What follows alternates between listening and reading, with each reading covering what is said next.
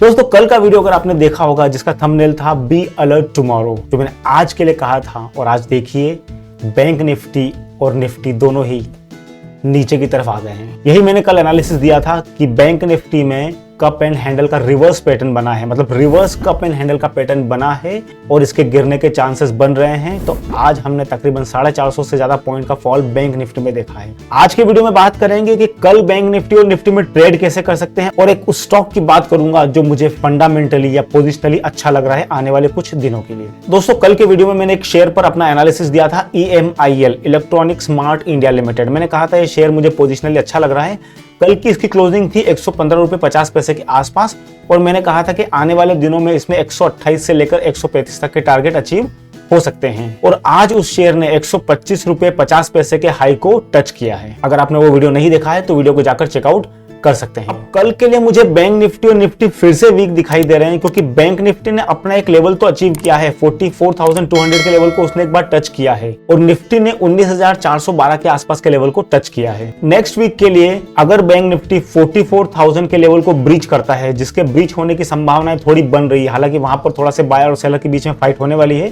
क्योंकि 44,000 का level crucial level है, वो इतना आसानी से टूटने वाला नहीं है। लेकिन वो लेवल जब भी टूटता है तो हम 43,700 से लेकर 43,600 की तरफ बैंक निफ्टी को जाता हुआ देख सकते हैं। और निफ्टी में मुझे लग रहा है कि 19,300 के आसपास निफ्टी को सपोर्ट मिलने की पूरी संभावना है। तो चलते हैं बैंक निफ्टी के चार्ट पर और एनालिसिस करते हैं कि मंडे को ट्रेडिंग कैसे कर सकते हैं।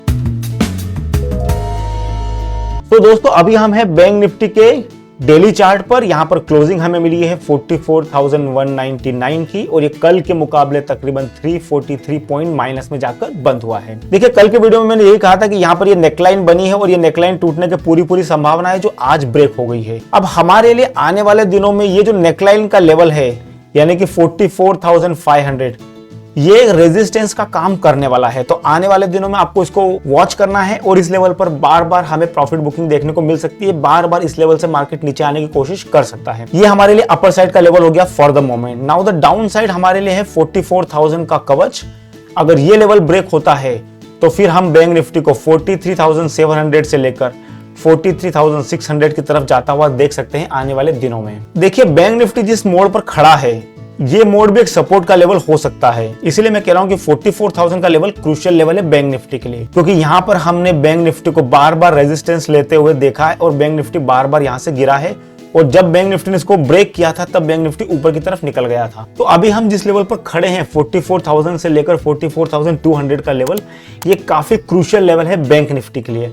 अगर यहां से रिकवरी आती है तो हो सकता है हम 44,500 की तरफ बैंक निफ्टी को जाता हुआ देख सकते हैं। लेकिन अगर हम इस लेवल के नीचे ब्रेक करने में सफल होते हैं और 43,950 के नीचे बैंक निफ्टी जाने लगता है, तो फिर बैंक निफ्टी में 200 से 300 पॉइंट का एक फॉल हम देख सकते हैं। तो याद रखिए मंडे ट्यूसडे के लिए 44,000 का लेवल, इनफैक्ट 43,950 का लेवल हमारे लिए क्रूशियल लेवल है, और उस लेवल को आपको डिमार्केशन करके रखना है, उसकी लाइन बनाकर रखना है, ड्रॉ करके रखना है, अपना होमवर्क करके रखना है। और अगर बैंक निफ्टी उस लेवल के नीचे निकलने लगता है और सस्टेन करने लगता है 15 से 20 मिनट तक, तो there is a huge possibility कि बैंक निफ्टी 43,800 से लेकर 43,600 के बीच में जा सकता है। अगर आपको ऐसा कोई सिनेरियो मिलता है जहां पर बैंक निफ्टी 43,950 के नीचे 15 से 20 मिनट तक वर्क कर रहा है, तो वहां पर आप एक छोटा सा रिस्क ले सकते हो 80 to 90 पॉइंट्स का।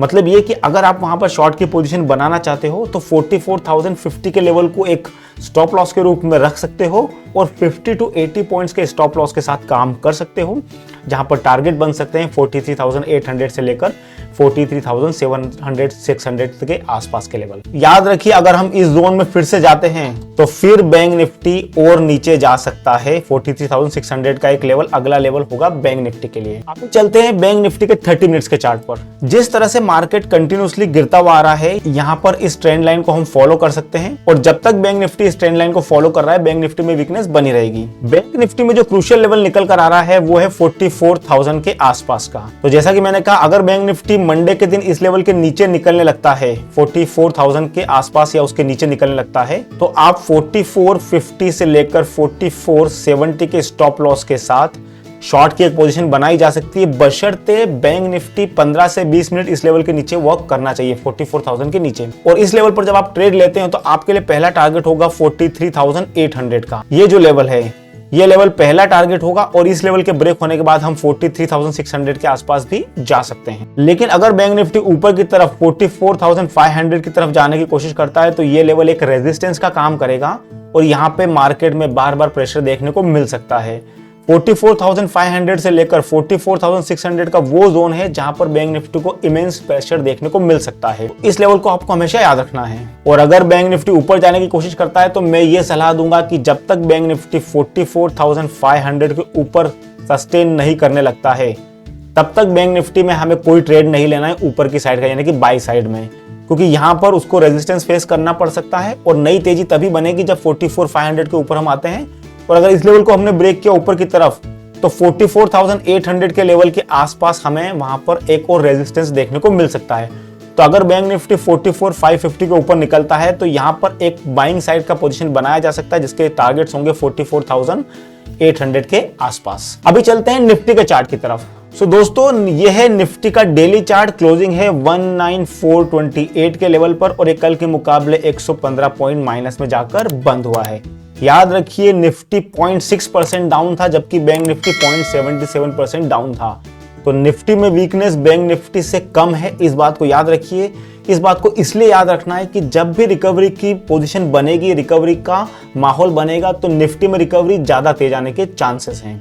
अब यहाँ पर देखिए, निफ्टी के लिए जो लेवल निकल कर आ रहे हैं वो आ रहे हैं 19,300 के, जहां पर निफ्टी को सपोर्ट मिल सकता है। ये लेवल मैंने अपने वीडियो में बार बार बताए हैं और अगर ये लेवल ब्रेक हो गया निफ्टी में डेली चार्ट पर और इसके नीचे हम सस्टेन करने लगे तो फिर निफ्टी में 19,100 से लेकर 19,000 के लेवल की तरफ हम जा सकते हैं। ये लेवल बहुत इंपॉर्टेंट लेवल है निफ्टी के लिए, क्योंकि ये लेवल निफ्टी ने पहले भी कोशिश की थी ब्रेक करने की, लेकिन सिर्फ टच करके निफ्टी ऊपर आ गया और 19,600 के आसपास चला गया था। तो ये लेवल निफ्टी के लिए काफी क्रूशियल लेवल है और जब तक निफ्टी इस लेवल को मेंटेन कर रहा है तब तक निफ्टी में वीकनेस ज्यादा नहीं आ सकती है। 19,300 एक बड़ा नंबर दिखाई दे रहा है आने वाले दिनों के लिए। अभी चलते हैं 30 मिनट्स के चार्ट पर। देखिए, निफ्टी के लिए ये जो लेवल है, यहां पर से निफ्टी को एक सपोर्ट मिला था बार बार इस लेवल पर और आज निफ्टी उसी लेवल के आसपास जाकर क्लोज हुआ है। मोर और लेस ये वही लेवल है जहां पर निफ्टी को पहले सपोर्ट मिला था। तो अगर मंडे के दिन निफ्टी आपको 19,400 के नीचे दिखाई देता है जाता हुआ, यानी कि ये लेवल अगर निफ्टी ब्रेक करता है मंडे के दिन और इस लेवल को सस्टेन करता है तो फिर निफ्टी 19,300 की तरफ, यानी कि ये लेवल टच करने की कोशिश कर सकता है। याद रखिए, ऐसा जरूरी नहीं है कि निफ्टी 19,300 की तरफ ही आना चाहिए, उसको टच करना चाहिए। ये 19,300 से लेकर 19,320, 325 किसी भी लेवल के आसपास जा सकता है। तो मंडे के लिए भी मुझे निफ्टी वीक दिखाई दे रहा है, जैसा कि मैंने बैंक निफ्टी के बारे में कहा है। तो 19,300 के लेवल को ध्यान रखना है। लेकिन अगर निफ्टी इस लेवल पर ओपन होने के बाद ऊपर जाने की कोशिश करता है तो 19,500 का लेवल स्ट्रॉन्ग रेजिस्टेंस का काम करने वाला है, जहां से निफ्टी ने बार बार सपोर्ट्स लिए हैं और यही अब रेजिस्टेंस का काम करने वाला है। तो 19,500 के लेवल को आपको वॉच करना है और यहां पर निफ्टी को रेजिस्टेंस मिल सकता है, तो यहां से निफ्टी फिर नीचे आने की कोशिश कर सकता है। तो निफ्टी में 19,500 के लेवल को वॉच करना है और जब निफ्टी 19,510 से लेकर 15 के लेवल के ऊपर निकलने लगता है और सस्टेन करने लगता है डिसिसिवली, यानी कि कैंडल्स क्लोज होती है उस लेवल के ऊपर, तो फिर वहां पर निफ्टी में एक ट्रेड अपर साइड का लिया जा सकता है, जहां पर निफ्टी में टारगेट होंगे 19,580 से लेकर 19,600 तक के।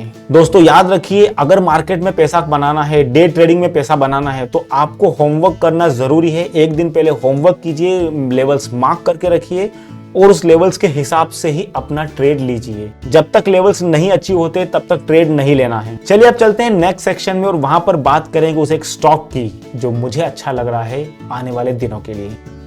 दोस्तों, मैं बात कर रहा हूं SRF लिमिटेड की, जो मुझे फंडामेंटली और टेक्निकली काफी अच्छा लग रहा है। इस स्टॉक में एक पोजीशन बनाई जा सकती है। इसकी क्लोजिंग हमें मिली है 2296 के लेवल पर। इसमें हमारे टारगेट्स आ सकते हैं 2348 का पहला टारगेट और 2365 का दूसरा टारगेट, लेकिन यहां पर हमें एक स्टॉप लॉस जरूर मेंटेन करना है और वो स्टॉप लॉस है 2260 का। तो 2260 के स्टॉप लॉस के साथ इस स्टॉक में ट्रेड बनाया जा सकता है आने वाले दिनों में। याद रखिए, ये मेरा ओपिनियन है, मेरा व्यू है।